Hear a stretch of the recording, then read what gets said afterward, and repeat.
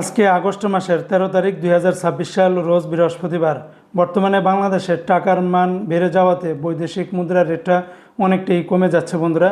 বিশেষ করে গতকালকের তুলনায় আজকেও কুয়েতের দিনারের রেটটা অনেকটা কমে গিয়েছে, অন্যান্য দেশের টাকার রেটটাও কমেছে। তবে কুয়েতের স্বর্ণের রেটটাও পরিবর্তন হয়েছে।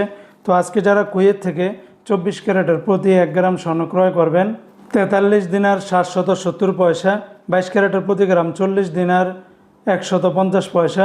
এটা ছিল কুয়েতের মালাবার গোল্ডের রেট। অপরদিকে কুয়েত সরকার ঘোষিত 24 ক্যারেটের প্রতি গ্রাম 43 দিনার 594 পয়সা, 22 ক্যারেটের প্রতি গ্রাম 39 দিনার 998 পয়সা, 21 ক্যারেটের প্রতি গ্রাম 38 দিনার 183 পয়সা, 18 ক্যারেটের প্রতি গ্রাম 32 দিনার 728 পয়সা। এই রেটগুলোর সাথে ভ্যাট ট্যাক্স মেকিং চার্জ কোনো কিছুই যুক্ত করা হয়নি। তাছাড়া কুয়েতে আরও বিভিন্ন কোম্পানি রয়েছে, এক একটাতে রেটটা ভিন্ন ভিন্ন হতে পারে।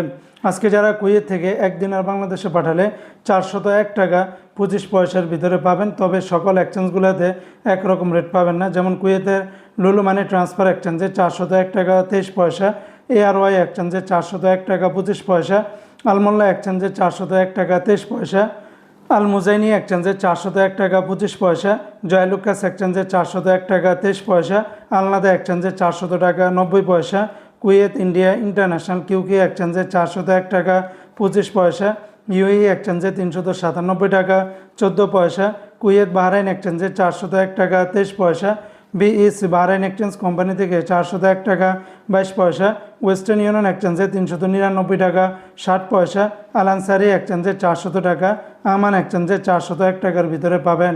বন্ধুরা মনে রাখবেন রেটটা যে কোনো সময় পরিবর্তন হতে পারে।